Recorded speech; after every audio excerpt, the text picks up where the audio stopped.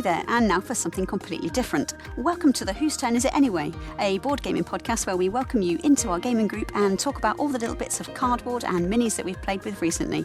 I'm Becky, the current first player, and I'm joined today by Eric Miller. Hi Eric, how are you doing? Doing good. Where am I? Well, I just thought we'd have a bit of a mix-up. So in one of my other personalities, I am one of the many hosts of a podcast all about board gaming. So with this one, I'm going to do a mashup between the Feeding Our Young / Whose Turn Is It Anyway mix-up. What board games have you played recently, Eric? Tell me about them. Oh my goodness. One of my favorites is Exploding Kittens, Becky. Exploding Kittens. I know about Exploding Kittens, yep. Yes, is that a thing you play with your family or...? We play with our friends, and man, we there were many a sore attitude with that, so. Yeah, that can be difficult. So let's skip to everything and talk about the game of life that is nursing.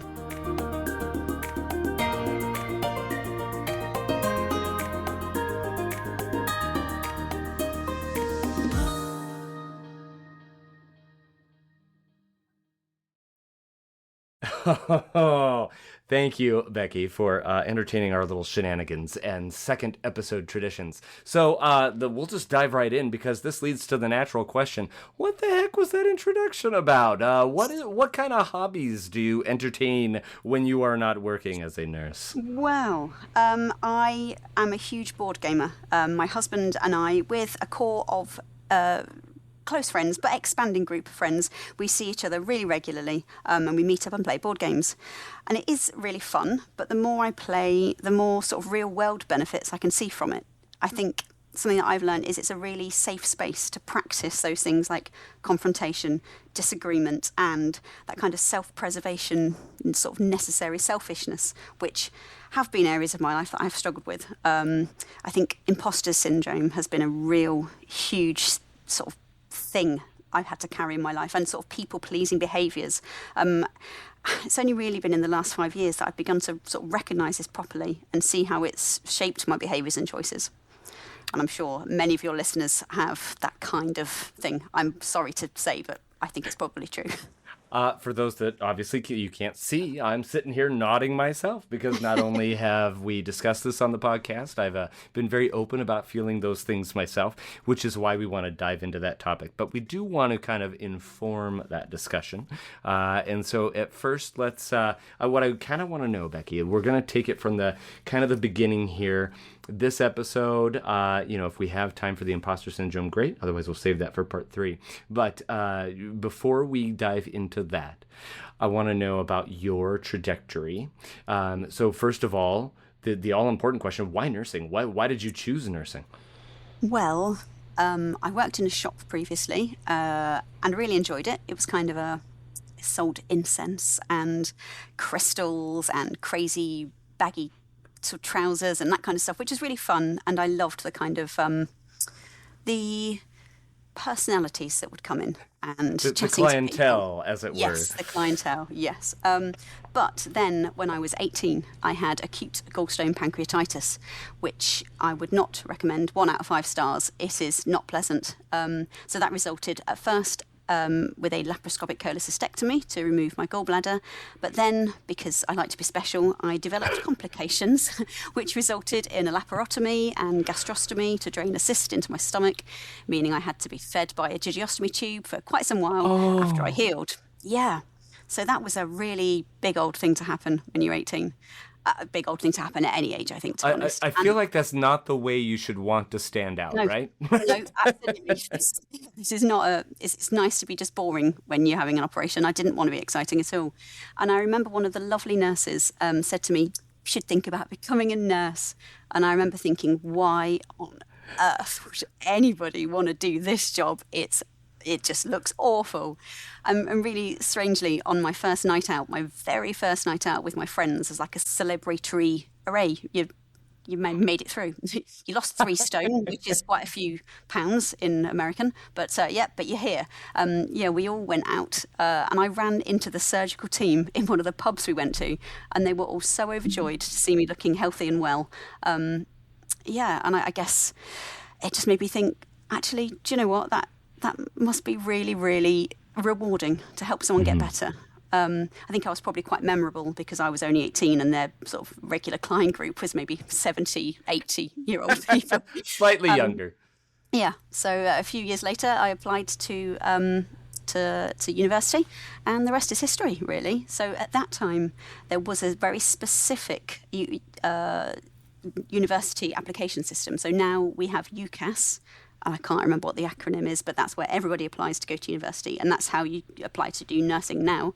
But back when I did it, back in the day, because I'm so old, it was called NMAS, which was specifically for nursing. So I applied. I had absolutely no healthcare experience previous to that. I had a lovely personal statement written for me by a college, further education college teacher who was my music teacher. And he wrote such a lovely thing, and I got accepted, and great. Back then, you got paid a bursary of, I think it was about £520 a month.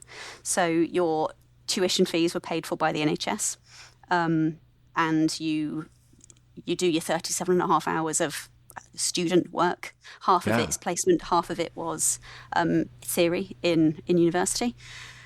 And yeah, but it was quite difficult. You couldn't apply for normal student loans, and it was quite difficult to do a part-time job because you would be working 37 and a half hours. So if your placement, say, you worked Saturdays, which most nursing placements do, you wouldn't be able to do a regular Saturday job. You weren't able to say, oh, I'm sorry, I can't shadow my mentor on Saturdays because I work. That was not a thing. So yeah, I remember having £520 a month back in 2006, which you could live off. It was okay. And I lived in a shared house with a person who is now my husband, who wasn't my husband then, and a friend. So, yeah, I had like a university lifestyle, but in my hometown without going anywhere. And again, forgive me because I think you mentioned it in the last episode, maybe even just recently here, but just as a summation, how long is, so you went the diploma route, and so 3 years. 3 years. Thank you. That's what was the length of time there. And if you wanted to go back for a degree or decided to go back, you said there's like an additional 6 months. Is that correct? Well, I don't. You could do the very final. I think it was maybe 1, 2, or perhaps 3 modules that you could do to top up your diploma to a degree. I think you could do that while you were still working. So, doing your 3-year nursing course, be that diploma or degree, like I said, they don't offer diploma anymore, that would entitle you to be a registrant on the Nursing and Midwifery Council, the NMC, and they are our governing body. So you pay £120 a year to be on the NMC register. You may not work as a nurse unless you're on the register. So it's not really like they're not protecting you, they are protecting the public from you, which is kind of a weird way to think it. So people would still be encouraged to have a union and all those sorts of things. So the NMC are not working for you. They are the public's kind of, they are the registering body. Yeah, similar to our boards of nursing here, providing our licenses and, again, basically protecting the public, which, I'd love to say that every nurse has got a heart of gold and ready to do all the things, you know what I mean, like you, like me, like the many nurses I've worked with. Every once in a while, a bad apple gets through, though, and those are the ones you want to be protected from. Yeah, the NMC are very, very transparent, so every single case that goes through the NMC is documented and can be looked at, so you can see every single thing that someone is struck off or given, I don't want to say restriction orders, but their practice is restricted. So you can, this is all very clearly documented, and you can check anybody's name. You can type it in on the NMC to see if they are registered. Mm-hmm. Mm-hmm. Same here. You can look up any individual, look at their license, see if there's been any what they call actions taken against that license. Yeah. If those are still, if they're active, if they've been remediated, all the things. I've never dove too deeply into that. So, but it sounds like it's another similar process by which the public can hopefully have some trust in the people who are taking care of you. Yeah, absolutely. And I loved my nursing time at nursing. I say nursing school, that makes it easier, doesn't it? Yes, and that's exactly where I was going next. I'm like, talk to us about how that was for you personally. Now not the nuts and bolts, but yeah. I really loved it. I feel like I never felt like I was doing enough, which is a common theme for me, I think. I think age has helped now, and I think having the courage to be open when you don't know what the answer is really key. You just say you don't know. And I think I've always been quite happy with not looking like I've got all the answers, but I never felt like I was doing enough. All of my friends were always staying late after classes to go to the library to do their stuff. And I was jetting home. As soon as that bell went, there was no bell, but I was out of there. I just remember feeling like they're going to find me out. I'm not doing the stuff I should be doing. And that was absolutely not shown in marks and grades. I have always been quite good at achieving a high grade, but that actually made it worse. That made me feel like I'm even pulling the wool over their eyes. Oh my gosh, I'm not doing enough. I don't know the answers to this. Why is everyone else working all the time and I'm not? And at some point, someone's going to know. Someone's going to realise, and I'm going to be shown as a fraud. And that's always been the way.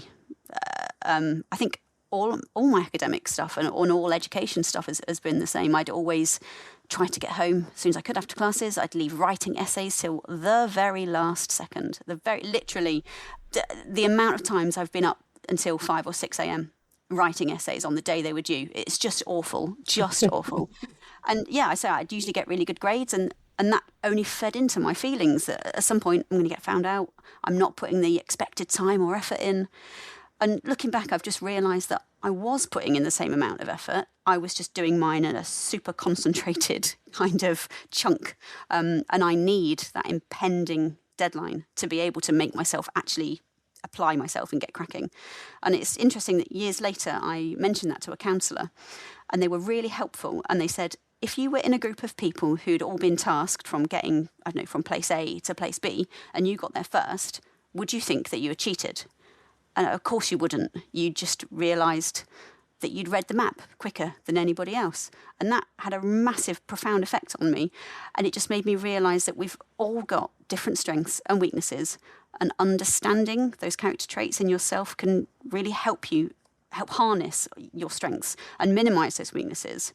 And, the time I started an essay 6 weeks early, because that was the proper way to do it, and this is how I should be doing it, that was the lowest mark I ever got.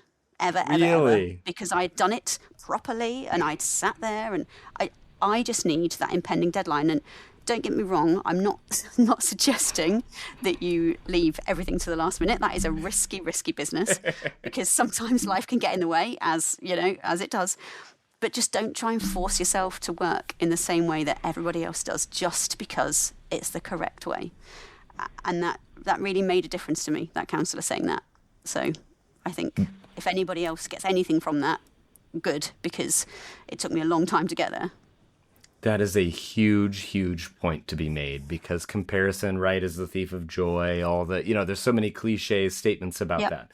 But you look at others, and I remember sitting in nursing school when I was taking my associate's degree, those first 2 years, and we're sitting there taking our exams, and there were always those 3 or 4 students who were done in an insanely quick amount of time.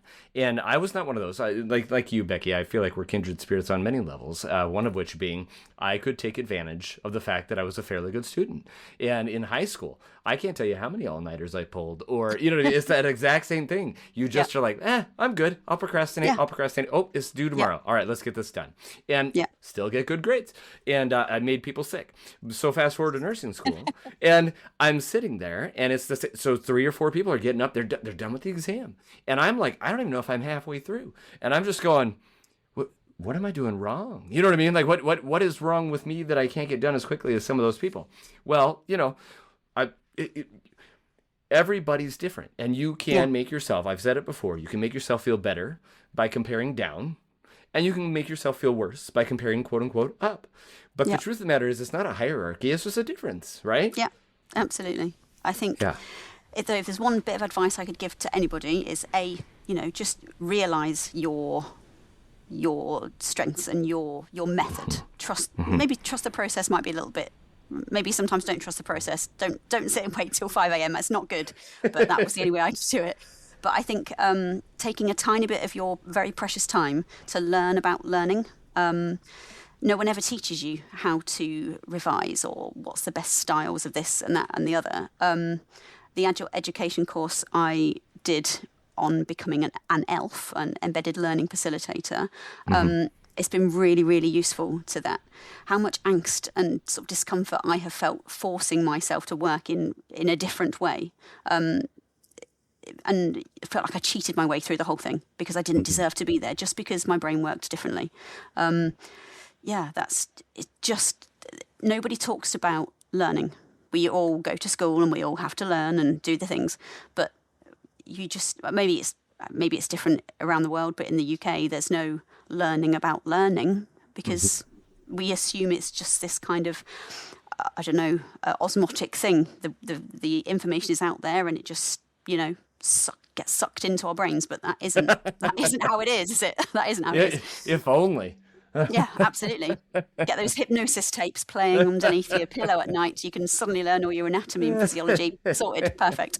Oh, my goodness. Well, I'm going to piggyback off this for a minute because in the interest of transparency, in my, you keep referring to yourself as being, really old nurse. And if you're really old, I'm positively ancient.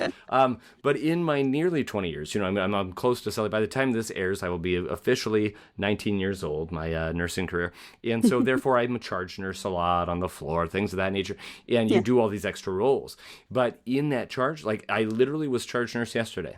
And I still, at my age, which is whatever it is, and with my experience, I still have that voice that every once in a while, I get done near the end of shift, and man, it was a banger of a shift. We were, the call light did not stop for the last 4.5 hours of shift. And sometimes it's quiet, sometimes it's not. That day, yesterday, was not.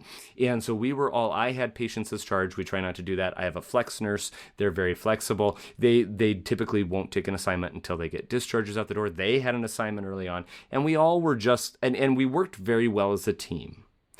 But you reach near the end of shift. I'm putting an assignment together approximately 30 minutes before the night shift charge is coming on, before we're to do our report. And in the back of my head, I still have and this is someone who's brand new to night shift charge role, who is a wonderful human being. And in my mind, and I'm still like, gosh, I don't want her to think I don't have my stuff together. You know what I mean? I know exactly what you mean. Exactly what you mean. In my role now, it's not particularly a leadership role, but we've had a huge amount of sickness lately and unprecedented levels of sickness. They say this every year. It's the same every year. It's unprecedented. Yeah. So some of the other team leaders, the other sort of band 6 roles, weren't there. So I'm doing quite a lot more now of sort of leading the unit, I suppose, which is a general theatre unit of 5 theatres. And most of the time, I'm just sitting there thinking, okay, oh gosh, what do I do next? So I'm just sitting here. Do I wait for the thing? What you actually realise is that when it was a new guy who just started, who's a fantastic ODP, I actually had to do clinical for a little while, and I felt the pressure because I thought, I've not done clinical for a little bit, not anaesthetics anyway. And I said to him, I won't mention his name, I'm relying on you today, dude, because you're going to have to.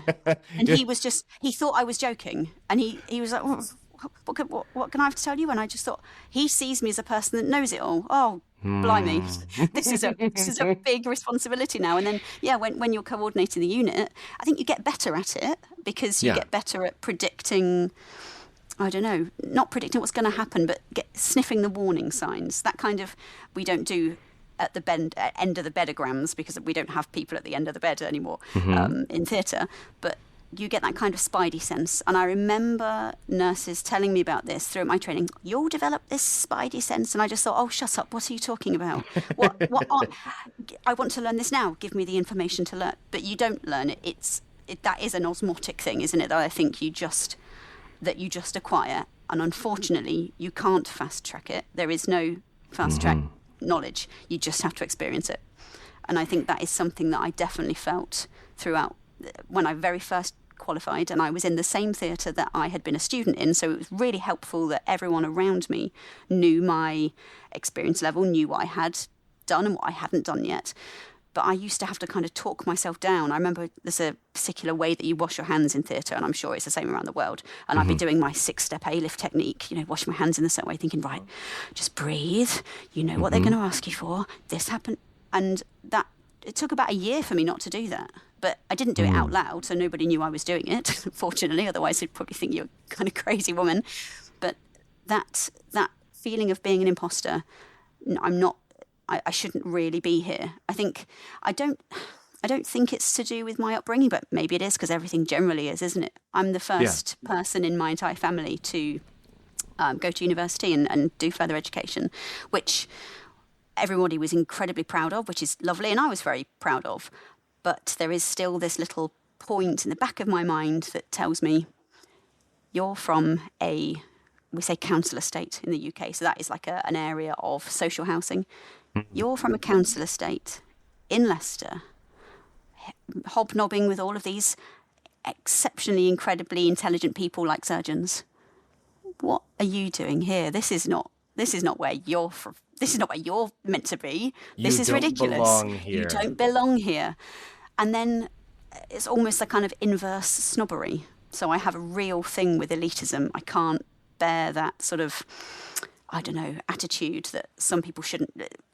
Class is still a massive thing. I say class. Class is a massive thing in the UK. Where I'm from in the UK, we'd say class, which shows that I'm not high class, I suppose. So the thing is in my accent. So I'm sure I sound very receive pronunciation British to you guys, but my accent here, if I'm with someone else from the Midlands, will be very quickly re-Midlandized, which is a big factor, I think, in social class. So maybe it's to do with that. Maybe it had nothing to do with that, and I just felt like I haven't done enough to be here. Other people that are here know far more than me. What am I going to do if I'm out of my comfort zone? How am I going to deal with that? And I think the only thing that I found myself doing was just being open that I didn't know. That's always been my way of dealing with it. Don't try and veneer it. Don't try and pretend. And I think especially in sort of surgery, in theatre, you cannot pretend that you know. So much is taken on trust that you're giving the right suture to the surgeon, that you're giving the right, prepared bit of kit. You can't pretend that you've done something if you haven't, because it could be life or death. There could be a patient safety implication, and you just cannot mess with that. So I think I've always been happy to well, no, I haven't always been happy to say it, that I didn't know, but I have taught myself. I have grown acclimatized enough to say, I don't know the answer to this. I don't know what this should be. And my experience is people are far more happy to hear that than to think that you are fudging your way along and you don't really know. I mean, I'm just listening to you, and you know what I mean? I guarantee listeners are going, oh my gosh, that's me. You know what I mean? I know that feeling. Everyone knows that feeling. So you talk about maybe it's upbringing, maybe it's class, maybe it's your, it's part nature, part nurture, whatever you want to, however you want to summarize it. But the truth of the matter is, I feel like it's mostly a universal experience, because here I am, quote unquote, across the pond, thousands of miles away from you, and not the first in my family to go on to pursue education, and yet you still have those feelings of, I start off in pediatric oncology, taking care of kids who are fighting cancer. Wow, that's a heavy load, that one. And I love it. And yet, when you're there, it's like, again, comparison kills. And I couldn't wait to be the more, I can't wait till I'm at least a couple years, and then I don't have that knot in my stomach when I first come to work. I can't wait till I'm 5 years down the road, and I have more answers than needing to search for the answers. Yeah. And yet you're always kicking that can down the road, I feel like. At no point in my career can I say that I've been like, you know what, I've got this. You know what I mean? It's weird. You should believe people that say that sort of thing. Yes. I think anybody that's saying, anyone that's trying to project, I know everything about everything, do not trust them. They are secretly scared that they're going to be called out just the same as everybody else. Do not trust them as far as you can throw them, because they have the fear inside, I think. I remember the day that I saw myself in the list coordinating box, and I wasn't in the junior box, whatever you want to say. And I just thought, I was absolutely, I am capable enough of doing it. That was fine. Yeah. I didn't have that kind of, the responsibility is theirs. I'm happy to assist them and very helpful, but oh no, my name's in the coordinating. Oh gosh. Right, let's try not mess this up. But my way of tackling that was always, right, gang, how are we going to sort this out? Who's good? Broaden it, resolve yourself of all of the responsibility, because delegation is 100% a nursing skill, I think, that everybody needs to develop, and it definitely wasn't something that came easily to me at all. I don't like asking other people to do things because I feel, well, why can't you do it yourself? That sort of feeling of, are you asking me to do something that you don't want to do? So I think it's really important, whatever level of nurse that you become, get the mop and bucket out and mop that floor. That is just for you to do. You are not too posh to wash. You should be doing everything. Nice. And I think your junior colleagues appreciate that, because it makes them feel that all of the maybe more menial jobs that they're doing are just as important, and you're not asking them to do anything that you wouldn't be prepared to do yourself. Oh, that's such a good. I could talk for another 20 minutes on that subject alone, because again, we're not above anything that's required of us. You know what I mean? It's not here. Every once in a while you'll get a nurse. Not that I've worked with, but they're like, well, I'm going to let the nursing assistant do that. They're the ones that turn. They're the ones that take the vitals. Yep. They're the one. No, you're a nurse. You do it. We just happen to have assistants who can help us. Yeah. But on that point of imposter syndrome, and I don't necessarily want to put a nice tidy bow on it. If there's more to talk about, let's talk about it. But the other thing that comes to mind while you're talking is that while we're in the midst of doing our jobs, and that is whether you're a new nurse taking care of a singular patient or a patient assignment, or if you're now just burgeoning onto the charge nurse scene or the leader nurse and you're responsible for X number of theaters or unit or whatever the case may be, you have to have kind of a top-down view. All of those things, you're in the right place when you feel like you're not in the right place. Yeah. Because it's that false confidence that's like, no, I can. I guarantee you, if you have not worked with someone like this, you will. But there will be someone that comes along the line that's like, yep, nope, I've got this, and they have zero questions. Yep. And I've said it before, and I'll say it again. New hires, nursing students. The times we nurses get nervous about you are when you stop asking questions. 100%. Every single day is a school day, and if it's not, you've not learned anything that day. You need to find something you didn't know. 100%. And I remember having a student once who was a typical pet. You couldn't tell her anything. Oh yeah, no, I already knew that. And I thought, you didn't. I know why you're saying that to me, because you don't want me to think that you didn't know something. But when everything I'm telling you, you're then telling me, oh yeah, I knew that, I was going to do that in a minute. I know why you're saying it. I totally know why you're saying it, because you want to appear, you don't want me to think, why didn't you do this thing? But it's very difficult. It's really difficult, and it makes me not trust you. It makes me not trust that you do know what's coming next, because you're trying so hard to pretend that you did. And every single day is learning, and we're never going to know everything about something, ever. Even a surgeon, like they're any better than anybody else. But anatomy changes every day with stuff. Nothing is ever the same. You've got to be open to something being different and it changing, because it always will. And if you're so structured into this, then this, then this, then you'll be completely thrown when invariably something does come along to mix that up. So I think fine, have your, I'm one for having little flow charts in my mind and little lists. I love all of that. Yeah. But the biggest caveat has always got to be, this is a dynamic situation. Stuff can change at any given second, and it will, because we're all humans and we're looking after humans, and humans don't conform to a big list, unfortunately. Oddly enough. And yes, even in anatomical and physiological, standpoints, yes, we're all very similar. And yet you have people with missing organs, or if things are flipped, Absolutely. or, whatever. Absolutely. We're all our own unique human being. And I love that. Yeah. I love that and I think that's a great way to summarize it. Heck, it's the title of your episode, I think. Every day is a school day. You get to learn. And if you don't open yourself up to that, and if you are above that, your career will die. or people will just flock away from you, and you know what I mean? You'll be an island unto yourself, and you don't want that to happen. It is really difficult delegating, though. Like, doing that kind of, making that transition from being a student or being someone junior, there's a huge kind of protection that you can use. Oh, I'm only new. Oh, I'm still a third year, or whatever. And it's hard to let go of that, really hard to let go of that, because that's when you feel like, I guess, a little bit like when you're learning to drive, and then your driving instructor is, you've passed your test, here you go, here's your license, and then they step out of the car, and now you've got all the pedals yourself, and you're thinking, oh my goodness. And you invariably have those near misses, but it's those near misses that do all of the teaching in my experience anyway.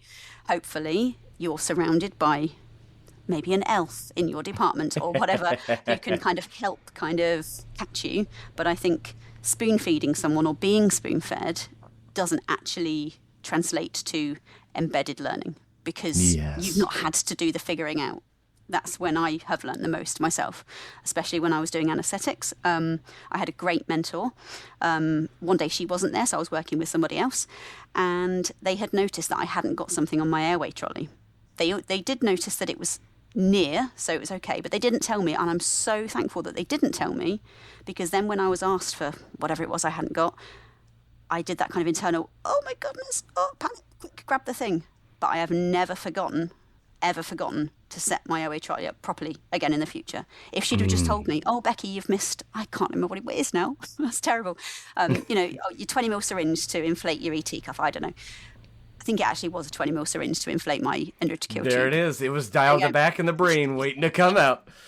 But there was one right next to me, so that was fine. But if she'd have just said, oh, don't forget your syringe, that isn't learning, is it? That's just being prompted. So that absolutely is where the learning comes. And there is no hand-holding in the definition of the respect that someone will be there to mop up your messes and to, bring you along. But that does bring me to what I think we're going to lead into for yes, you're hearing it here first, third episode. Sorry, guys, I'm waffling on. There's that self-depreciation. I knew it was coming. Sorry. I knew it was coming.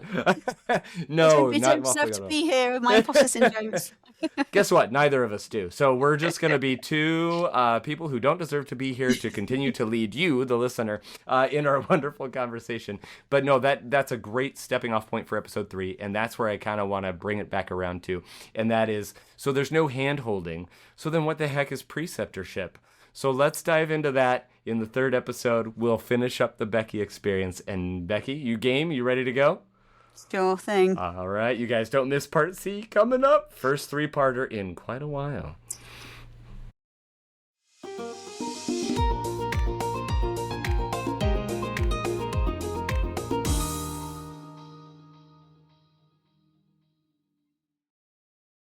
Here's what's happening on the next episode of Feeding Our Young. Really, as a person who loves to solve problems, that's why I board game, that's why I love it. Show me a thing, and I will come up with 10 different ways, hopefully, of making it better or improving it or solving the problem.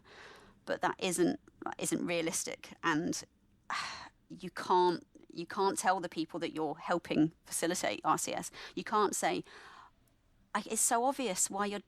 Obviously, can't you see? This is why it's happening like that. There's a fantastic video that they show you in the when you're learning to be an RCS facilitator, and it's a really silly video. This person has a huge nail driven into their forehead. I don't know, have you seen? Maybe I don't know if you've seen it. It's probably on YouTube. This is fantastic. I'm going to look it up.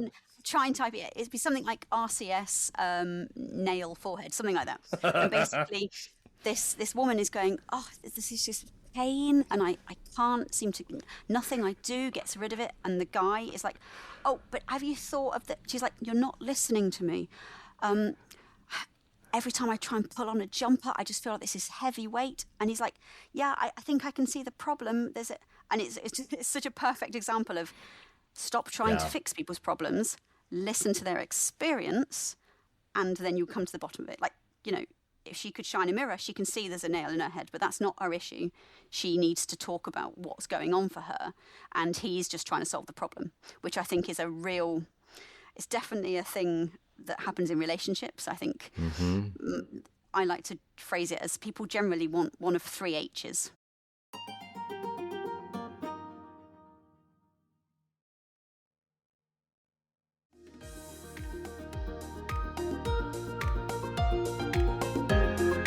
Did you like today's episode of Feeding Our Young? Want to know more about the Feeding Our Young movement? Check out our website at feedingouryoung.org. Would you like to be featured on a future episode? Maybe have Eric bring his unique brand of encouragement to your nursing students or nurses? Please text us at 509-666-5636 or email us at info@feedingouryoung.org. We're so excited to have you return to hear our next honored guest. Be sure to follow us on YouTube, Instagram, Facebook, and TikTok at Feeding Our Young LLC. Again, that's username Feeding Our Young LLC. Until next time, be encouraged and go find someone to encourage today.